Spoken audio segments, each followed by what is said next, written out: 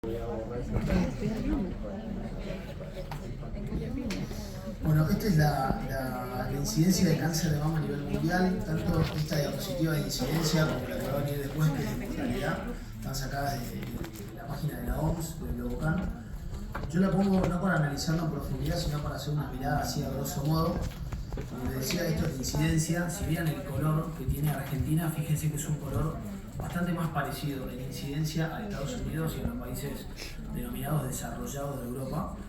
Y si comparamos el color respecto de los países subdesarrollados, por ejemplo África, van a ver que estamos más oscuros. Significa que tenemos una incidencia en general mucho más parecida a Estados Unidos y Europa que a lo que sería África o Asia, ¿sí? Eso en incidencia, o sea, diagnosticamos bien los cánceres de mama, ¿sí? Bien, ahora si vamos a mortalidad, fíjense que el color nuestro es un poco más oscuro que el de Estados Unidos o de Europa y empieza a parecerse un poquito más a los de África, con lo cual estamos diagnosticando bien los cánceres de mama, pero evidentemente se nos están muriendo más de lo que tendrían que morirse, ¿sí? O porque estamos llegando tarde o porque no los estamos tratando bien. Y eso es un poco la alarma o la mirada que tenemos que tener, tenemos que llegar más temprano. Sabemos que 1 de cada 8 mujeres va a tener cáncer de mama si llegan hasta los 75-80 años, por ende estamos hablando de un cáncer muy frecuente, el más frecuente de las mujeres, y esa incidencia va a ir aumentando a medida que aumenta la edad. Es mucho más raro en chicas jóvenes y esa incidencia, como dije, empieza a ser más importante a partir de los 50 años, alcanzando su pico más cerquita de los 60 y largos 70 años. Bueno, hay una serie de factores de riesgo, que los tengo acá bien estipulados. Sexo, es mucho más común en mujeres que en los varones, la nuliparidad, el primer embarazo después de los 30 años, la menarca temprana, la menopausia tardía y la terapia hormonal de reemplazo por más de 5 años. ¿Cuál es el denominador común de todos estos factores de riesgo? Ser mujer, nuliparidad, primer embarazo después de los 30, menarca temprana, menopausia tardía, reemplazo hormonal. Exactamente, las hormonas. O sea, claramente el cáncer de mama es un cáncer cuya incidencia aumenta a medida que tenemos una mayor exposición estrogénica, ¿sí? No solamente hormonal como concepto, sino, estrogénica principalmente. Si agarramos a 10 personas con cáncer de mama, vamos a ver que, como es tan común, 1 de cada 8 mujeres va a tener cáncer de mama, más o menos el 25% de las personas algún antecedente de la familia va a tener, porque es muy común. Pero tan solo el 10 al 15% de todas las pacientes, de nuestras 10 pacientes, va a tener algún grado de predisposición familiar real, ¿sí? La mayoría de los cánceres de mama son, como le decimos a la paciente, de mala suerte, que tocó, ¿sí? No obstante, en un cáncer que afecta a 1 de cada 8 mujeres, que el 10% sea de origen hereditario, ya abre una ventana que la tenemos que tener siempre muy presente en la consulta, porque a esas pacientes les podemos cambiar las estrategias no solamente de control, sino de tratamiento, porque lo parece. Una de estas alarmas es la edad, ¿sí? Son mucho más frecuentes los cánceres de mama hereditarios mientras más joven sea la paciente. Fíjense cómo cambia, es el 10%, hablábamos de los cánceres de mama en general, pero empieza a ser el 25% de las personas de menos de 35 años y el 85% ya cuando el paciente tiene cáncer de mama antes de los 30. O sea que ya para nosotros la edad en la que se presenta el cáncer de mama es un elemento que tomamos en cuenta de vuelta, no solamente para indagar si esto tiene o no un origen hereditario o genético, sino también a la hora de aconsejar la manera en la que lo vamos a tratar. Lo puse a modo de ejemplo, cuando yo hice la residencia en el 2005-2006, se estudiaban a muy poquitas pacientes y a las poquitas que se estudiaban, se les estudiaba no todo, una parte de estos dos genes que son los más conocidos, que es el BRCA1 y el BRCA2. A medida que fueron pasando los años empezaron a aparecer paneles genéticos cada vez más completos, empezaron siendo 5, 6, 10, 15, 30, 70 genes, son cada vez más, ¿sí? La genética es un campo muy nuevo dentro de la medicina y que cada vez avanza más, por ende ese porcentaje de pacientes con cáncer de mama hereditario es probable que lentamente se pueda extender un cachito más. Esto lo pongo a modo de ejemplo también, ¿no? ¿Por qué es importante identificar las pacientes con una predisposición genética a tener cáncer de mama? Primero, porque las vamos a tratar de manera diferente o les vamos a sugerir estrategias de tratamiento diferentes. Segundo, porque podemos tomar estrategias de prevención también, digamos, de manera muy precisa. Y esto es un poco lo que quería mostrar con estos dos genes. En el caso puntual del BRCA1 y BRCA2, la mama no es el único órgano cuyo riesgo de cáncer está aumentado, sino también pasa lo mismo con el ovario, con la próstata, con el páncreas. Entonces hacemos una evaluación un poco más integral del paciente y le damos una consejería más completa. Lo mismo, esta diapositiva intenta ser simplemente visual. Estos son algunos de los criterios, no son todos, porque incluso esta diapositiva es del 2022 y sufrió cambios, que usamos para identificar a qué pacientes vale la pena hacerle consejería genética, no solamente cuando tiene el cáncer de mama, sino cuando por ahí viene a la consulta ginecológica normal, pero tiene antecedentes familiares suficientes que hacen que la pongamos en esta categoría de mayor riesgo, ¿no? Menciono algunos, no es lo mismo el paciente que tiene cáncer de mama hoy a los 70 años que el paciente que tiene cáncer de mama a una edad más joven, denominamos edad joven menos de 45 años. No nos da lo mismo cualquier subtipo de cáncer de mama, no nos da lo mismo el familiar que tenga cáncer de mama, sea de primer grado, segundo grado, tercer grado, no nos da lo mismo que tenga no parientes con cáncer de próstata, con cáncer de páncreas, y algunos de los cánceres que vimos que están familiarizados. Entonces es un poco, a medida que vamos interrogando al paciente, lo vamos poniendo en una categoría de riesgo y en función de eso después le sugerimos o no hacer esta evaluación. Bien, entonces hay ciertos elementos que ponen al paciente en una categoría de mayor riesgo y son no modificables, por llamarlo de alguna manera, o que los trae, digamos, de la familia, y hay ciertas cosas que van apareciendo con el paso del tiempo. Bueno, estos son, de vuelta, a modo ilustrativo, las lesiones mamarias más frecuentes. En los dos primeros rectángulos vemos, si se quieren, las lesiones que nosotros denominamos benignas, cuyo riesgo relativo llega recién a 2, por ende podemos decir que no aumenta el riesgo de cáncer de mama, que la van a ver, porque ustedes como clínicos van a recibir muchas veces estas biopsias con fibroadenomas, ectasia ductal, hiperplasia epitelial leve de tipo usual, hiperplasia epitelial sin atipía, adenosis esclerosante, papiloma con eje conjuntivo. Estas son las lesiones benignas que no aumentan el riesgo de cáncer de mama en términos generales, y después abajo sí vienen lesiones denominadas premalignas. Estas lesiones también ponen al paciente en una categoría de riesgo, ¿sí? El carcinoma lobular in situ es una lesión premaligna, no se denomina una lesión maligna, a pesar de que el nombre suena bastante feo y eso al paciente le afecta, pero es una lesión benigna, pero de riesgo, ¿sí? Ya el carcinoma ductal in situ no, ya lo consideramos por lo menos ya una lesión verdaderamente precursora. Entonces, vamos a empezar de menor a mayor. ¿Cuál sería el tratamiento del carcinoma ductal in situ? El carcinoma ductal in situ, como dice el nombre, es el carcinoma que lo invade. Por ende, el tratamiento va a estar focalizado siempre a lo local. Sería la cirugía, la eventual radioterapia, que ahora vamos a conversar, y la hormonoterapia.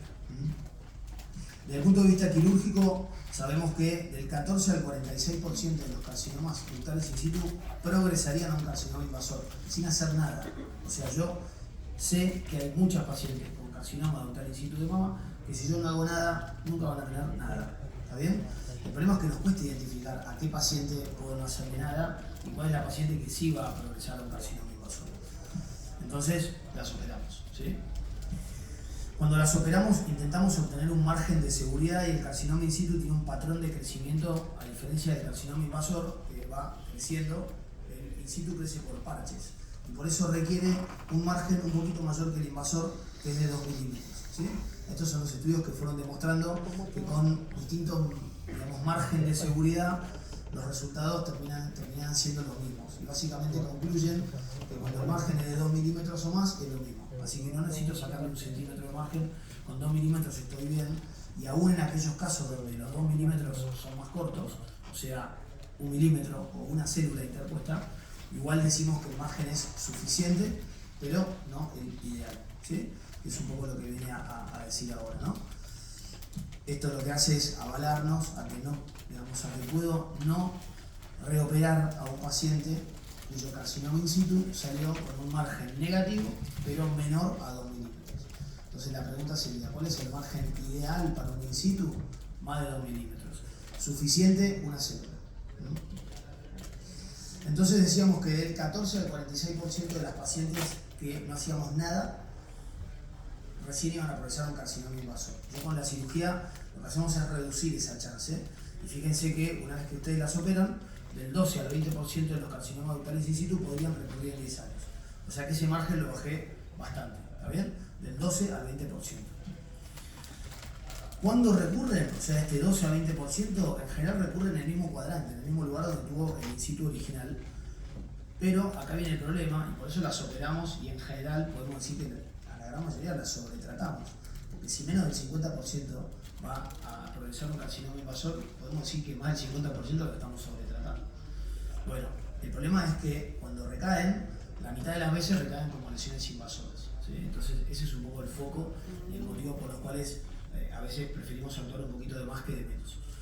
Entonces, del 14 al 46% progresarían a cáncer si no hacemos nada, con la cirugía lo bajamos un poquito menos de la mitad, ya ahí estamos en el 12 al 20%.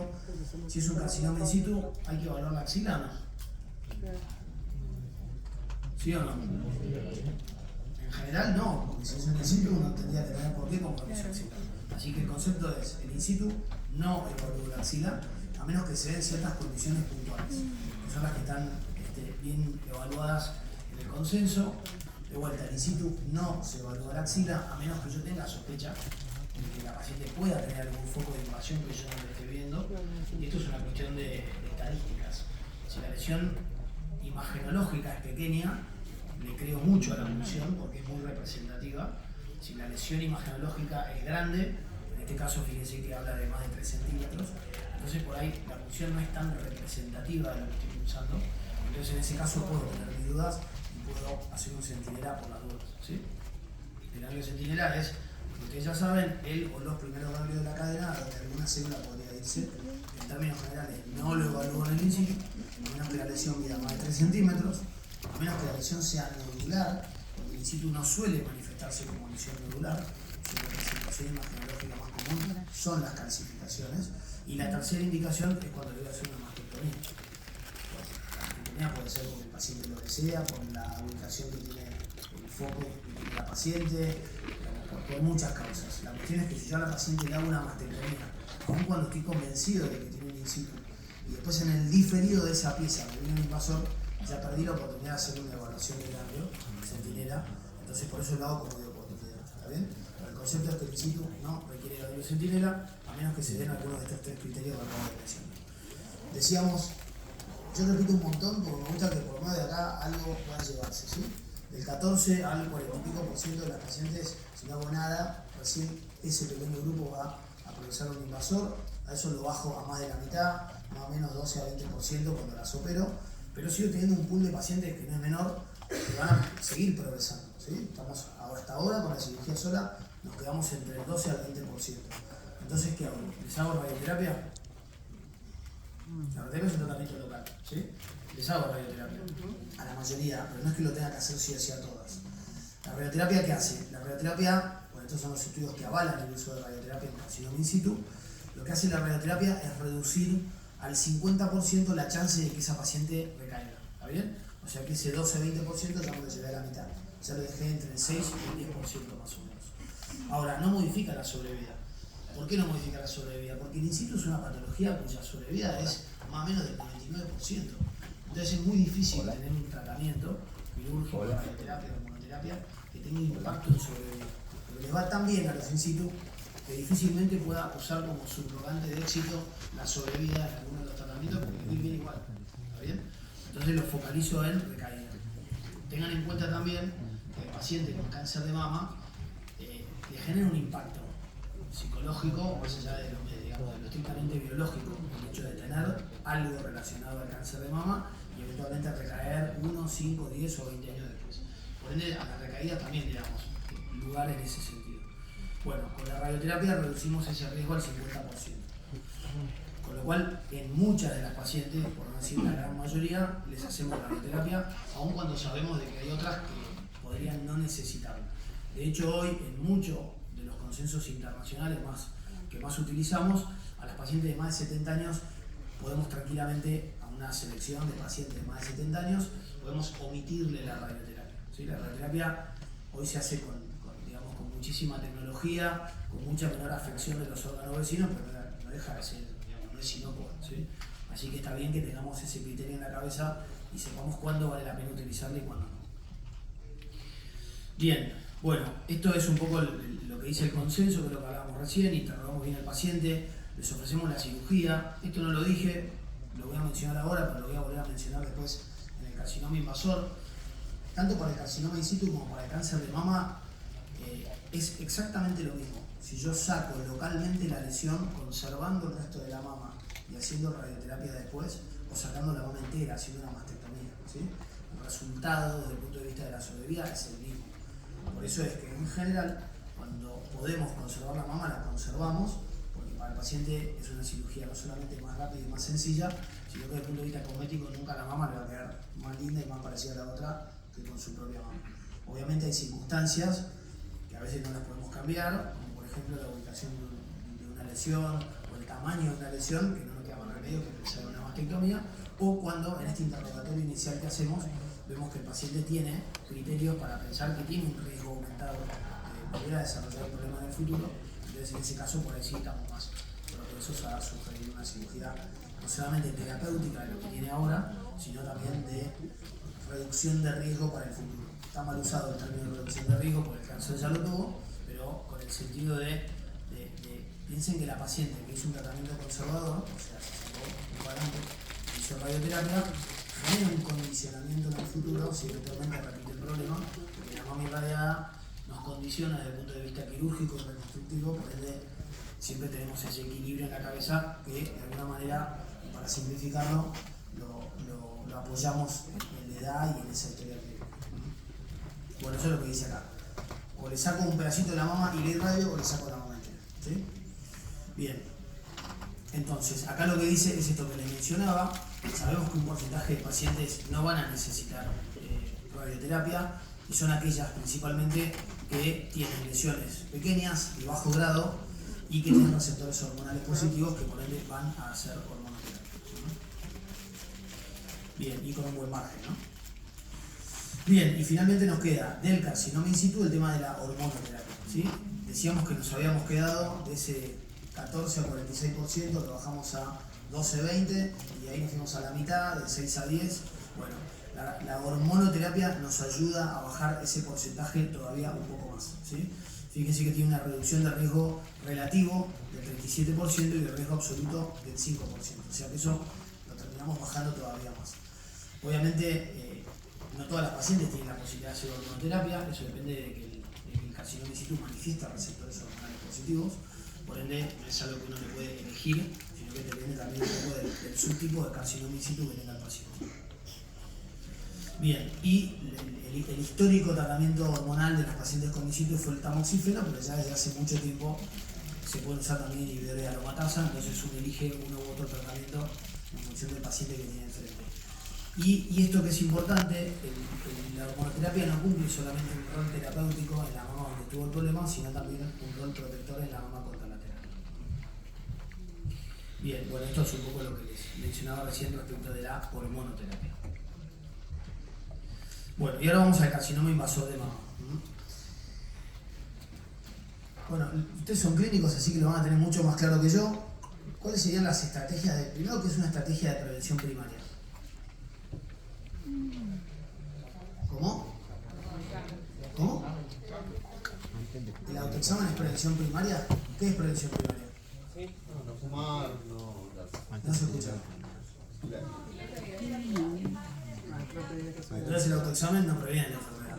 ¿Qué puede prevenir la enfermedad? evitar hábitos tóxicos. ¿Cómo? ¿Cómo? Evitar hábitos tóxicos.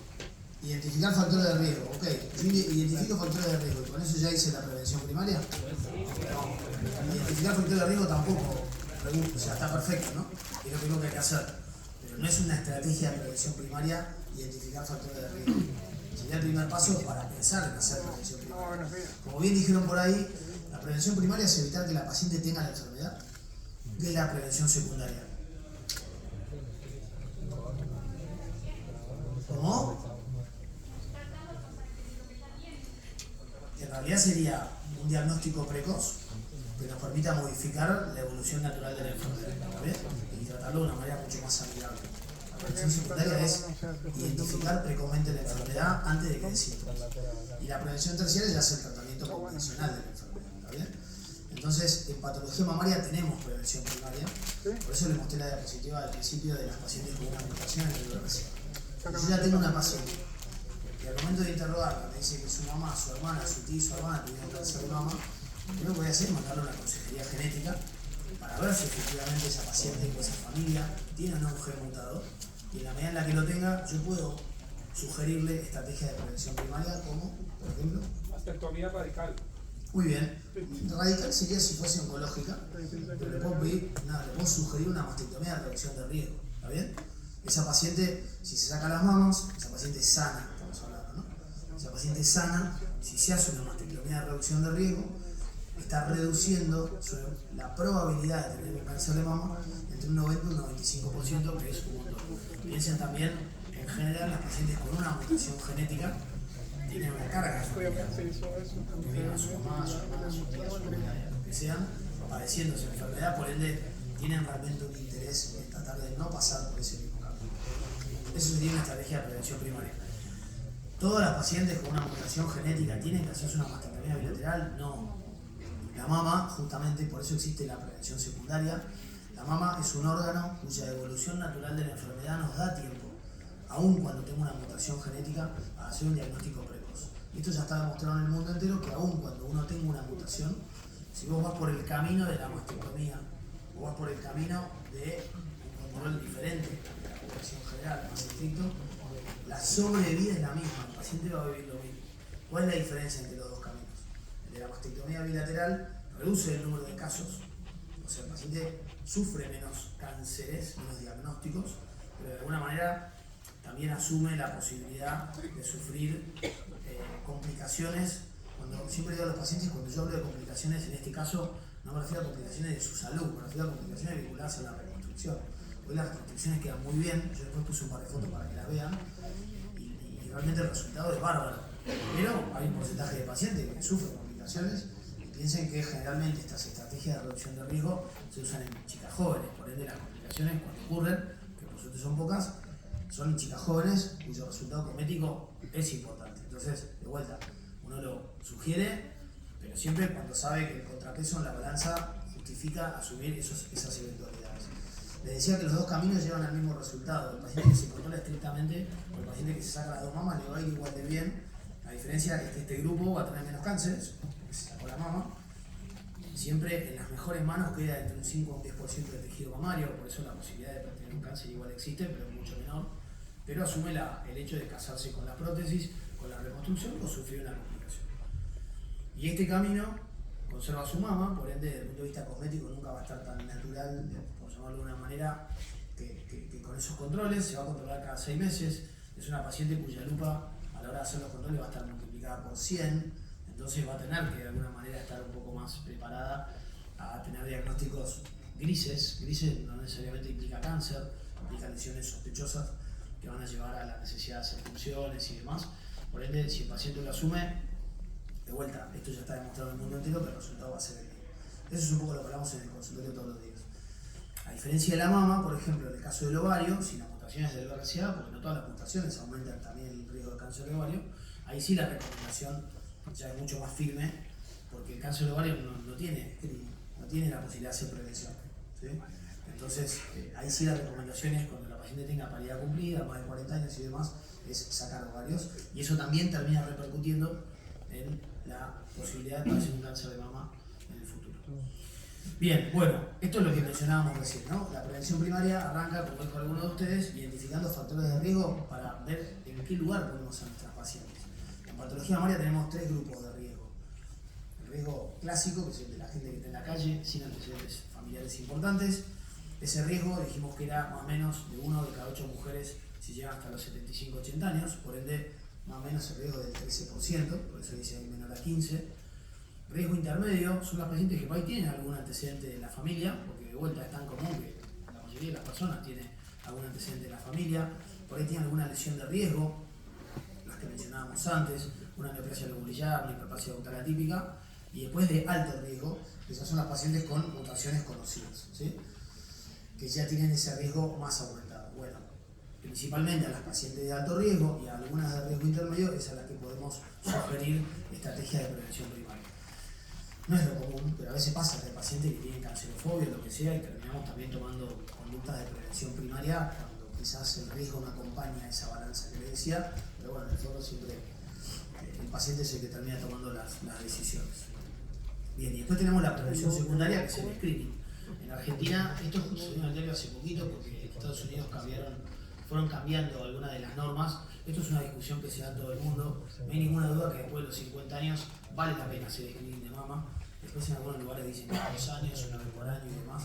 Bueno, en Argentina, yo les cuento lo que hacemos en Argentina, y lo que eventualmente a veces se sugiere en otros lugares, como para que después cada uno forme su propio criterio, ¿sí? El screening de cáncer de mama es con mamografía, no es con ecografía, no es con resonancia, es con mamografía. Y la mamografía se hace en Argentina a partir de los 40 años, una vez por año. Ahora, en Estados Unidos se bajó ahora la edad, en Estados Unidos hay diferencia entre varias sociedades, para empezar a decirlo de manera más precisa, pero en general el consenso era que el screening se hacía a partir de los 50 años. En algunos lugares sugieren anual, en otros lugares sugieren bianual, igual que en Europa. Esas diferencias las van a ver en todos lados. Bueno, ahora en Estados Unidos se bajó y empezaron a sugerir hacerla a partir de los 40 años, porque mantienen esto de la bianualidad. De vuelta, el screening de cáncer de mama es con mamografía. Después, la ecografía es un complemento que nos ayuda a evaluar de manera un poco más detallada las pacientes con mamas más densas, que en general son todas las premenopáusicas, y algunas posmenopáusicas que tienen la mama realmente con mayor densidad.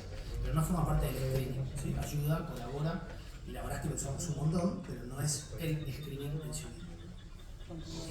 Bien, y después tenemos la prevención terciaria, que sería como si estuviésemos haciendo medicina de 1970, que obviamente no es lo que más nos gusta, pero la verdad es que lo seguimos viendo.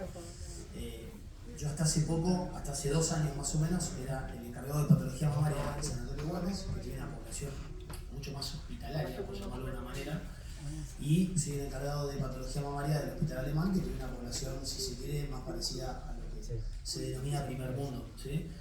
Para que se den una idea, en los distintos servicios de patología mamaria, esto que les digo es mundial, hay como estándares de calidad, ¿no?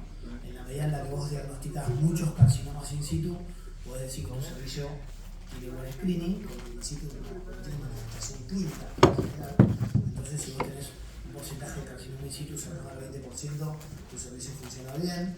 Si tenés un porcentaje muy bajito de compromiso axilar, tu servicio funciona bien, porque significa que estás diagnosticando los cánceres invasores precozmente en estadios iniciales, ¿sí? Y así con un montón de estándares de calidad que van a cuántos tratamientos conservadores hace, cuántas reconstrucciones y demás. Y fíjense que el Sanatorio Güemes, que no sé si saben la mayoría, queda en Córdoba y Acuña de Figueroa, y el Hospital Alemán, que queda en Pueyrredón y Juncal, o sea, la diferencia son, no sé, 15 cuadras, y que la diferencia en estos estándares de calidad es enorme. El porcentaje de carcinoma in situ del Hospital Alemán es muy cercano al 20%, un poquito menos, 17-18%, mientras que en el Sanatorio Güemes es aproximadamente el 6-7%. El porcentaje de compromiso axilar del Güemes es del 40%, el Hospital Alemán es del 20%. El porcentaje de mastectomía del Güemes es del 40%, en el hospital es más o menos 20-30%, o sea, y la diferencia es un poquito cuadras. Entonces, de vuelta, esto que vamos a ver ahora es lo que no nos gusta ver, pero lamentablemente lo seguimos viendo, que son los pacientes que vienen no con la mamografía o con una imagen, digamos, que no tiene manifestación clínica, sino que vienen con síntomas, ¿sí? Que es básicamente un tumor palpable, agarre por pezón, una retracción del pezón areola o de la misma piel, edema de la piel, o directamente adenopatías ya axilares o infraclaviculares. Independientemente de si el paciente viene con síntomas o no, la primera evaluación que hacemos, interrogatorio, examen físico y vamos a las imágenes, ¿no? Mamografía, ecografía mamaria y resonancia de mama, que me pareció buenísimo empalmar con la clase de recién, que por ahí vienen un poquito más cancheros. La mamografía es para el screening y, de vuelta, en estas poblaciones que mencionábamos recién, en general lo acompañamos con una ecografía mamaria. La resonancia no, la resonancia hay que ser muy cuidadoso a la hora de pedirla, porque a veces nos termina trayendo más problemas que soluciones. A ver si estuvieron presentes, yo no escuché la otra clase, pero estoy seguro que se me deben haber dicho. ¿Cuál es la gran falencia de la resonancia magnética? Tiene una alta tasa de... ¿Qué? Muy bien, falsos positivos. Ya está, si venían eso de la clase recién, es espectacular. La resonancia tiene una alta tasa de falsos positivos, B de más. Y esa alta tasa de falsos positivos nos termina trayendo problemas. No significa que nos sirva, nos resulta muy útil. De hecho, el screening de los pacientes con con una mutación genética asociada es con resonancia magnética, justamente porque ve de más, y yo en esa paciente sí quiero verlo, pero no es para todo el cuerpo. Entonces recurrimos a las imágenes y en función de las imágenes está este score, que es el BIRATS. El BIRATS lo que hace es categorizar las imágenes según el riesgo y de alguna manera nos sugiere una conducta, ¿no? BIRAT 1 y 2 son las imágenes mamarias denominadas benignas, lo podemos calcular una vez por año. 3 es aquella imagen que no nos deja el 100% de seguridad. Fíjense que tiene un riesgo de cáncer de más o menos entre el 2 y el 3%. Entonces esa paciente se va a controlar con el método por el que se ve la imagen en 6 meses. Esa recategorización de riesgo de 3 a 2 va a ocurrir recién a los 2 años, pero el control no es semestral hasta los 2 años, sino que es semestral hoy, en 6 meses, a los 6 meses que se hace el anual y después al otro año. O sea, en total son 4 controles, ¿está bien? Y después 4 y 5 donde ya se sugiere tomar una conducta más proactiva, que es una punción o eventualmente una biopsia decisional, que es sacar la lesión. La cuestión es que, bueno, terminamos en una punción, con una cirugía. En general me gusta mucho con la punción, porque cada vez son más las pacientes que antes de la cirugía tienen que hacer algún tratamiento. Y a todas las pacientes que se identifica que tienen un diagnóstico de cáncer de mama, le pedimos receptores hormonales ER2, que es un marcador de proliferación celular, y un KI67, que es un marcador de proliferación celular, y el ER2-Neu, que es un marcador, es un receptor de membrana, que también está relacionado con el pronóstico y con su factor pronóstico y predictivo. Esto sería la imagen de la punción. Le hacemos la ecografía o con mamografía. Hay veces que las imágenes son exclusivamente mamográficas y la punción es con mamografía, y cuando la imagen es ecográfica siempre es mucho más fácil, más rápido y más económico. Por eso siempre que se puede preferimos hacerla por ecografía. Históricamente los resultados eran positivo o negativo. ¿Tenía cáncer de mama o no tenía cáncer de mama? Bueno, ahora eso ya cambió. No solamente nos interesa saber si es un cáncer de mama, sino que nos interesa saber a qué familia pertenece. Y a título representativo sabemos que hay 4 familias, luminales A y B, ER2 positivo y triple negativo. Esto es lo que de alguna manera está expresado en este cuadrito. Estas son las 4 familias de cáncer de mama. Existe la posibilidad de que en el futuro esto se modifique, porque todavía hay muchas pacientes que quedan solapadas en este cuadrito y que nos resulta difícil terminar de categorizarlos, ¿sí? Entonces les decía que cuando uno tiene una punción positiva para cáncer de mama, pedimos las 4 determinaciones que están, digamos, en la columna, en la primera de todas: receptor de estrógeno, progesterona, ER2 y KI67, y en función de esos hallazgos categorizamos al paciente o identificamos la familia de cáncer de mama que tiene. Los luminales son aquellos que tienen receptores hormonales positivos, los A muy positivos, los B no tan positivos. Por eso es que el KI67, que es este marcador de proliferación celular, suele ser más bajito en los A y más alto en los B. Y a priori podemos decir que estos son los de mejor pronóstico. El ER2 es el que históricamente fue el cáncer de mama de peor pronóstico. Tiene receptor de estrógeno y progesterona en general negativo, lo puede tener positivo, pero en general, para categorizarlo de manera más sencilla, decimos que es negativo. Y como decíamos que era uno de los más agresivos, tiene un marcador de proliferación celular alto.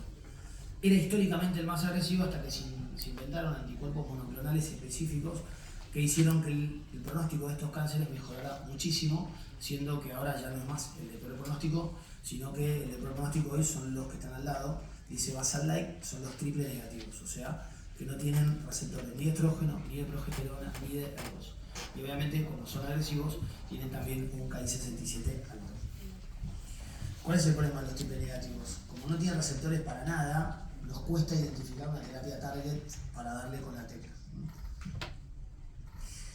Estas son las características que más o menos fuimos mencionando. Los luminales son los que tienen receptores hormonales positivos, por ende tienen sensibilidad a las hormonas, les voy a dar hormonoterapia, y tienen chance, dependiendo del estadio y demás, que ahora lo vamos a ver con un poquito más en detalle, de no necesitar quimioterapia, ¿no? Ahora, los ER2 positivos y los triple negativos, siempre que miden más de 5 milímetros, esto igual después va a quedar más precisamente aclarado más adelante, son los que sí requieren quimioterapia y tratamiento específico. Entonces, hasta hace 20 años más o menos, las decisiones terapéuticas se tomaban con los primeros 4 renglones. En cuanto al tamaño tumoral, el grado histológico, compromiso renal y el tipo histológico. En función de eso, la edad de la paciente y algunos otros factores más, uno determinaba qué tratamiento iba a hacer. Hace ya 20 años que se vienen incorporando, y ahora son decisivos, estos últimos receptores que mencionábamos recién, receptor estrógeno, progesterona, HER2 y Ki67. Entonces, esto se lo voy a explicar como se lo digo a los pacientes en la consulta, que me parece que resulta como más didáctico. El cáncer de mama tiene 4 tratamientos, no significa que todos tengan que hacer todos, pero son las 4 alternativas que existen. Uno es la cirugía, que ahora vamos a charlar, después está la radioterapia, que ahora lo vamos a aclarar también, pero para que lo vayan graficando en la cabeza, lo hacen aquellas pacientes en general que conservan la mama, o sea que en general, si una paciente tiene que ir a mastectomía, digamos como que tiene buenas chances de no necesitar radioterapia. Después está la quimioterapia, que va a depender de varios factores que ahora vamos a mirar también, y la hormonoterapia, que sería patrimonio exclusivo de los tumores luminales. ¿Está bien? Entonces, desde el punto de vista quirúrgico, vale lo mismo que para el carcinoma in situ. Esto ya está demostrado en el mundo entero, que sacar el sector de la mama que está comprometido, rodeado de tejido sano, e irradiar el resto de la mama sana, o hacer una mastectomía, es lo mismo. ¿Sí? Esto fue lo que fue pasando a lo largo de la historia. La diapositiva de la señora mayor que se ve ahí es una cirugía que paradójicamente la inventó un señor, un doctor Prudente. Era en la época en la que pensaban que la mama era una enfermedad local y a mayor agresividad del tratamiento local, mayor es tasa de curación. Entonces terminaron amputándole todo el brazo. Y hoy pasamos al tratamiento conservador. Intentamos conservar la mayoría de las mamas, a menos que de vuelta no nos permita, o por el tamaño y la ubicación del tumor, o por una estrategia ya de reducción de riesgo que queramos aplicar. Entonces, ¿qué es el tratamiento conservador? Eso, que el paciente conserve la imagen corporal y que después del cáncer de mama no tenga, digamos, secuelas físicas. Eso es fundamental. Proponer un tratamiento conservador para que el paciente quede con la mama de alguna manera con un defecto cosmético es una mala estrategia. Ahí por ahí mejor una buena mastectomía que un mal tratamiento conservador. Bien. Entonces, lo que decíamos antes, la sobrevida luego del tratamiento conservador es similar a la obtenida con mastectomía. Esto se basó en estos trabajos pivotales, que ya tienen un seguimiento, digamos, de muchas décadas, por ende esto que les digo es de absoluta seguridad. Aún así, fíjense que antes del año 70, que es cuando empezaron a salir estos trabajos que les mencionaba, eran todas mastectomías, empezaron a salir estos trabajos, obviamente el índice de mastectomía empezó a bajar, hasta que llegó un punto donde se mantuvo estable, o sea, las mastectomías se siguen haciendo. El 30% de nuestros pacientes las tratamos con mastectomía. En algunos casos es porque siguen viniendo con estadios avanzados, pero en otros es porque de vuelta las uso como estrategia de tratamiento y de prevención también. O sea, que no es que está mal la mastectomía de hoy, pero sino que ya el foco se modificó y les diría que el piso es ese, es más o menos 30%. Esto es el mundo. Pero obviamente la mayoría de los pacientes reciben un tratamiento conservador. Tratamos la oncoplastia es un término que nace con el tratamiento conservador, porque las mastectomías antes eran mastectomías y punto, entonces se intentaba maximizar el tratamiento conservador, pero después se fue de alguna manera volcando a todas las cirugías mamarias y intentamos que el paciente no solamente cure su problema acá, sino que también lo cure acá, y eso implica que cuando se mira al espejo se vea bien y no que esté constantemente recordando lo que pasó, porque ya está demostrado que la paciente cuyo resultado cosmético no es el más lindo, son las pacientes que más riesgo de recuperación tienen, porque obviamente está todo conectado, ¿no? Entonces, nada, esto lo pongo muy ilustrativo, ¿no? Son estrategias que uno va aplicando para disimular los defectos, a veces hay retracciones en la piel, para disimular el efecto de relleno vamos movilizando colgajos locales para que eso no se note, a veces las recaídas son en axila y hay que sacar porcentajes de piel más altos, entonces también vamos movilizando colgajos para que no queden con secuelas ya vinculadas al movimiento. A veces los lugares donde se origina el tumor son con compromiso de zona y la areola, entonces a nivel volumen mamario da para conservar, pero el zona y la areola son el distintivo de la mama. Entonces intentamos también conservarle la mama y tratar de preservar o de mantener su imagen corporal, entonces hacemos un parche de piel que lo movilizamos para que eso se note lo menos posible. Entonces el paciente queda con este parche de piel temporal que después se hace un neopezón y eso se termina tatuando y hace que quede mucho más disimulado.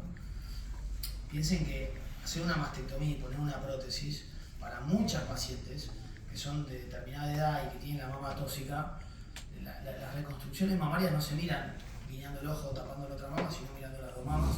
Entonces hay veces que hay pacientes donde vale la pena hacer un esfuerzo en la mama que tiene el problema, porque la mastectomía con reconstrucción no le va a quedar nunca bien, aunque esa mama quede linda, nunca va a quedar parecida a la del otro lado, porque tiene una caída natural.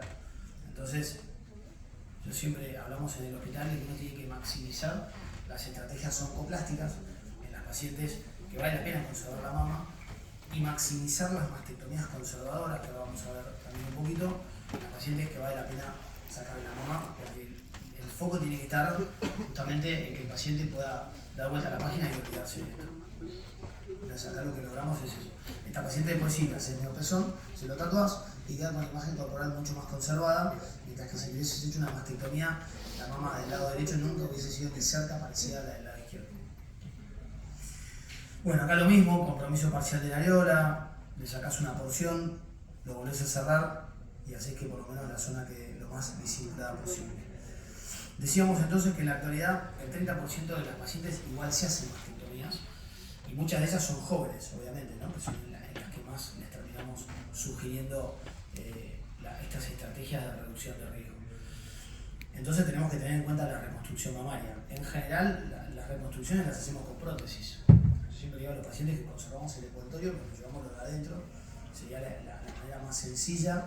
Entonces le ponemos una prótesis, pero a veces eso no se puede, porque el paciente hay que sacarle piel, o porque tiene cirugías previas, entonces tiene que ser una estrategia combinada entre colgajos y prótesis, que a veces son definitivas o a veces son expansores, que es como una prótesis desinflada. Esta es una paciente, por ejemplo, que tuvo un cáncer de mama, pero tenía 32 años con una mutación genética, entonces le hicimos una mastectomía bilateral. Dependiendo del tamaño de la mama y la ubicación de la lesión, a veces hacemos estas incisiones que se ven ahí en el cuadrante superexterno, que quedan bastante disimuladas, o hacemos otra incisión en el pliegue submamario, que son todavía más lindas, pero no son para todas las pacientes porque nos tiene que permitir tener un abordaje integral de la mama, y a veces cuando la mama es muy grande o muy tóxica, eso no se puede. Bien, y después tenemos que usar pedículos, digamos colgajos, que pueden o no estar pediculizados o colgajos libres. Esto, la verdad, es que gracias a Dios cada vez lo usamos más como rescate que como estrategia terapéutica primaria, pero la verdad es que a veces nos pasa. Esto es una paciente que se operó en pandemia. En pandemia, bueno, no sé, imagino que del lado de ustedes han habido miles de conductas que se modificaron, y nosotros se modificaron muchas de ellas. Al principio de la pandemia se sugería, para reducir los tiempos de quirófano y de internación, no hacer reconstrucción. Esta es una paciente que se hizo una mastectomía, una chica de en ese momento 38 años, se hizo una mastectomía simple, como la vieja usanza, sin reconstrucción, y después, como tenía compromiso por el tamaño tumoral y demás, se hizo radioterapia. La calidad de la piel por radioterapia es malísima, queda con muy poca elasticidad. Y por otro lado, imagínense que simetrizar la mama de un lado y del otro con esa poquita piel es muy difícil. El expansor, en este caso no tiene nada, ¿no? Pero si le pusiésemos un expansor después, difícilmente podamos conseguir ese volumen antes de que se abra la piel. Entonces acá no nos quedó más remedio que usar un colgajo. Y se hace un colgajo con dorsal ancho. Se saca ese parche que está dibujado acá. Bueno, se saca el óvalo que está dibujado ahí, y a través de la axila se lleva ese parche de piel con todo el músculo dorsal ancho. Entonces vos le resecás parcialmente la cicatriz, que queda súper soldada al músculo, esa parte de piel no sirve. En ese sector, con el parche de piel le ampliás el volumen, y con el músculo cubrís la parte de abajo de la piel, haciendo que la prótesis o expansor que pongas detrás quede mucho más aislado y seguro. Le queda esta cicatriz, que obviamente quizás no es lo más lindo, pero queda bastante disimulada, y el paciente por delante tiene un volumen que te permite simetrizarlo, ¿no? Entonces, esto después, ahí mismo, después le haces el neopezón y después lo tatuas. Esta chica no se está haciendo el tatuaje, por eso no tengo la foto nueva. Bien, y después tenés colgajos que son todavía más complejos. Esto ya no es para cualquiera, esto lo hace gente especializada en esto, que son movilizar colgajos, en este caso abdominales, que pueden no estar pediculizados, pero se usan para situaciones similares. Ahí se reseca parte del abdomen, se lleva por debajo de la piel, igual que el dorsal ancho, solo que son colgajos en general más grandes, que están en este caso o pediculizados o se hace la microanastomosis más arriba, y eso se lleva para arriba, pasándolo por abajo y generando este complemento. De vuelta, no es para cualquiera, y hoy se usan en general más como rescates. Entonces decía, por el punto de vista quirúrgico o tratamiento conservador o mastectomía, vamos a ir a la radioterapia, ¿sí? El concepto que ustedes tienen que llevar es que hace radioterapia quien conserva la mama En general, el que tiene mastectomía no la necesita, a menos que reúnan estos criterios que están acá, que es que el margen sea positivo, que en ese caso siempre vamos a tratar de ampliarlo, pero a veces pasa que no se puede, o que tenga tumores muy grandes, T3, T4 implica tumores de más de 5 centímetros, o que hayan comprometido piel o la pared torácica, o que hayan tenido invasión intracapsular de los ganglios, esto lo podemos discutir, o que tenga más de 4 ganglios, que eso ya sí es una indicación precisa. Eso es para la radioterapia. Ahora, ¿qué pasa? Históricamente vos tenías pacientes de la misma edad, con el mismo tamaño tumoral, les hacías el mismo tratamiento, y había pacientes que andaban muy bien, había pacientes que andaban más o menos y otros que andaban mal. Entonces nos dimos cuenta que si el tratamiento era el mismo y la evolución era diferente, el problema o la diferencia tenía que estar en la biología del tumor, y así fue como identificaron estas subfamilias de cáncer de mama que veíamos hace un ratito, ¿sí? Y eso es lo que hace que ahora los tratamientos estén muy variados. Entonces decíamos, cirugía y radioterapia, esto es común a todos. Ahora, la hormonoterapia y la quimioterapia ya no, empieza a ser mucho más tarde. La hormonoterapia es sencilla, ya lo vimos. Los luminales que tienen receptores hormonales van a hacer hormonoterapia, y los que no tienen receptores hormonales no hacen radioterapia porque directamente no tiene ningún sentido. Ahora, respecto de la quimioterapia, ¿qué pasa? Vamos a los luminales. Decíamos que los luminales eran históricamente los tumores de mejor pronóstico. Estos tumores, antes basábamos la decisión de hacer o no quimioterapia en función de los que se denominaban parámetros clásicos. Cuánto medía el tumor, qué edad tiene la paciente, si comprometía el axila o no y demás. Grado histológico, subtipo tumoral. Cuando tomábamos la decisión por eso, había un porcentaje muy grande de pacientes a las que les hacíamos tratamiento y en verdad no lo necesitaban, y había un porcentaje muy grande de pacientes que no le hacíamos nada y en verdad sí lo necesitaban. Para que se den una idea, más o menos 7 de cada 10 pacientes las sobretratábamos, ¿sí? Y más o menos 3 de 10 pacientes las subtratábamos. O sea, el porcentaje de equivocaciones era realmente muy alto, ¿sí? Gracias a esta identificación de subfamilias se identificaron plataformas. Ahora vamos a volver a estas diapositivas, pero les quiero mostrar esto, que nos ayudaron a identificar cuándo un nodulito pequeño e inocente en verdad sí necesitaba un tratamiento más agresivo, y cuándo nódulos por ahí mucho más grandes como compromiso axilar no necesitaban ningún tratamiento extra porque en verdad eran tumores más buenos. Eso fue gracias a estas plataformas que nos ayudó a identificar realmente qué nodulitos eran agresivos y qué no, independientemente del tamaño, del grado histológico, de la edad del paciente y del compromiso axilar. Este es un ejemplo de una de estas plataformas que usamos. Esta es el Oncotype, que si se quiere en Argentina es la más famosa, existen otras, está el MamaPrint, está el EndoPredict, está el Prosigna, hay un montón. Lo que hacen es estudiar distintos paneles de genes dentro del tumor e identifican el riesgo, ¿sí? Entonces, por ejemplo, esta paciente, fíjense que tiene un beneficio absoluto de la quimioterapia menor al 1%. Esta paciente quizás hubiese recibido quimioterapia en otra época. Esto nos permitió identificar estas dos subpoblaciones que hablábamos antes. Las 7 de cada 10 pacientes que sobretratábamos no van a recibir quimioterapia, es un montón. El 70% de las pacientes que iban a quimioterapia ahora no la necesitan, y más o menos entre un 20-30% de las pacientes que no iban a hacer ningún tratamiento lo terminan haciendo porque logramos identificarlas, ¿sí? Vuelvo a las de atrás para no irnos, y con esto ya estoy terminando. Decíamos que estaban estas 4 poblaciones, ¿sí? Los tumores luminales A, como son los de mejor pronóstico, en general no necesitan quimioterapia, por lo menos no de inicio. Después estas plataformas nos lo terminan de definir, por ende las operamos y después vemos si vale la pena o no hacer una de estas plataformas. O sea, cirugía, se hace quimioterapia y después radioterapia y hormonoterapia. Eso vale para los luminales A como los B. Esto es lo que les mostré recién hace un ratito, y después termino con las dos subpoblaciones que siguen, que son los HER2 positivos. Esto, como consenso internacional, los tumores HER2 positivos de más de 2 centímetros van a quimioterapia primero, o sea, a neoadjuvancia, y una vez que terminan la neoadjuvancia, recién ahí los operamos, y eventualmente hacen después radioterapia también.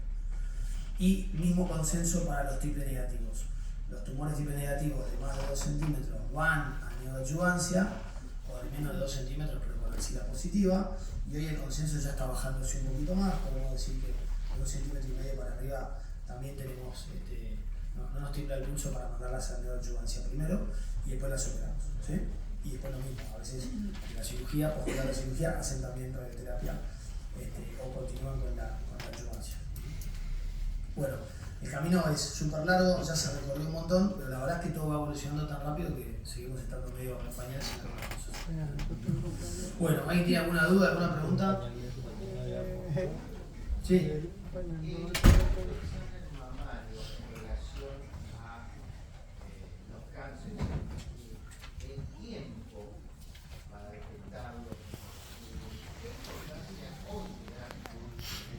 Está perfecto, al autoexamen.